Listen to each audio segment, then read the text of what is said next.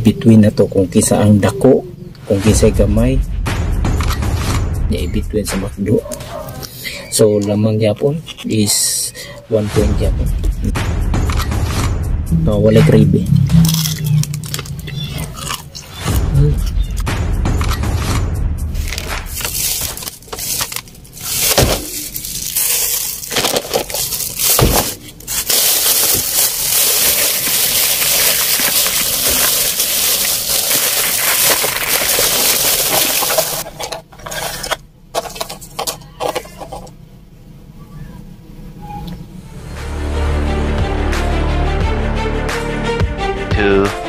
Years later. later. Welcome back, another video mga kabingka, and for this video mag food review and food taste tayo ng between Jollibee Chicken Joy and McDonald's Chicken Joy mga kabingka. So i-between na to kung kisa ang dako, kung kisa gamay.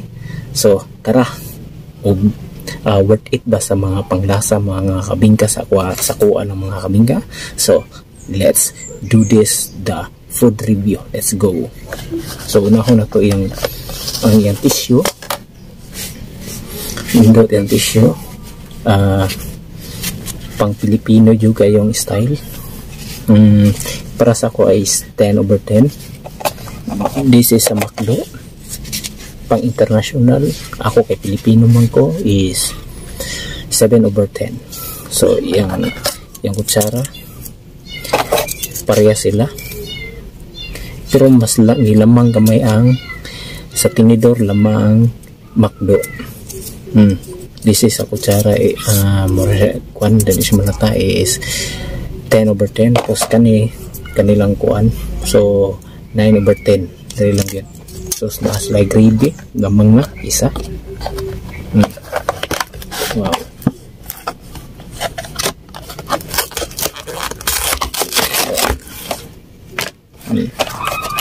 Sa sulod, nadiri ang gravy sa sulod.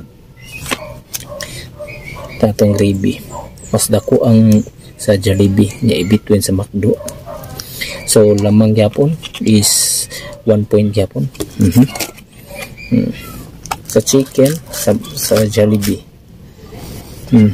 sa McDo mas dako gid sa McDo. So in the between is McDo ang panalo, ang Jollibee X. So sa kanon murag mas bugat ang kuan, mas bugat ng Jollibee, so another 1 point. So tilawan na to ang syempre gravy.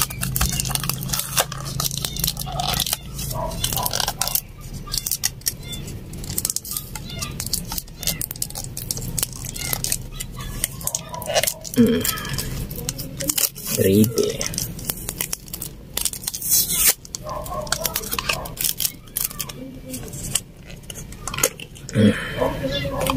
Yun. So,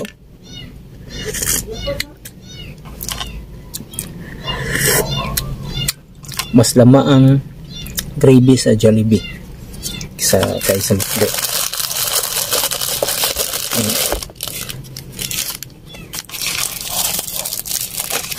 So mas gusto ko magkamay din. Okay, so tilawan ko una ang McDo.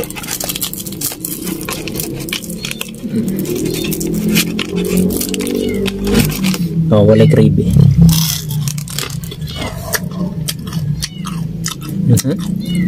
Okay, this is a Jollibee. Fresh lang dako to. Mansa. Diyan na punta sa gravy. Bos na rice.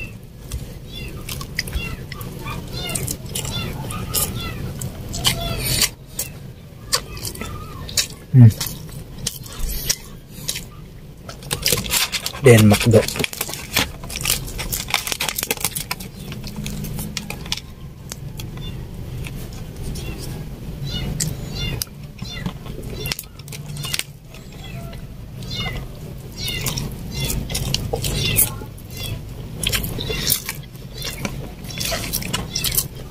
Yung mangga ng Jollibee.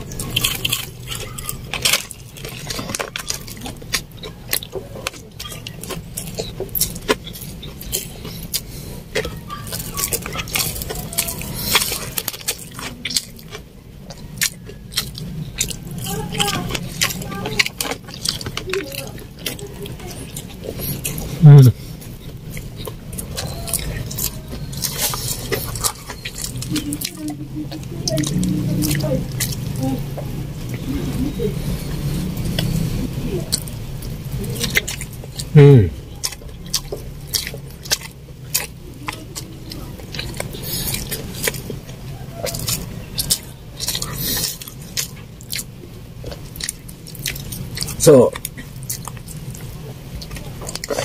mas lasa ang manok sa Jollibee kumpara sa McDo.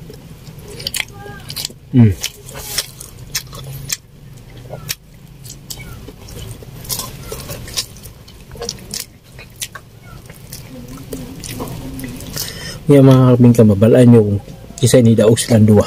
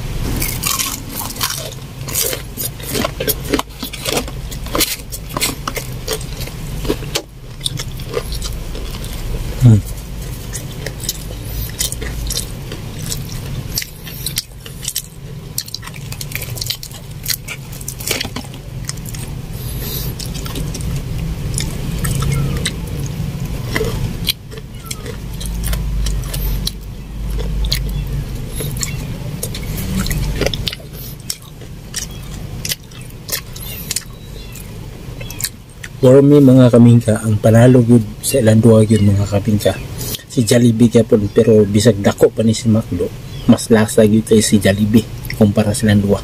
So kamo mga kamingka, lalahi man tag mga kuan para sa ako, mas lasa gyud si Jollibee kumpara sa McDo, no? So ito po si DJ March in the place to be you. See you in next my food adventure mga kamingka. Babushka baby, yeah.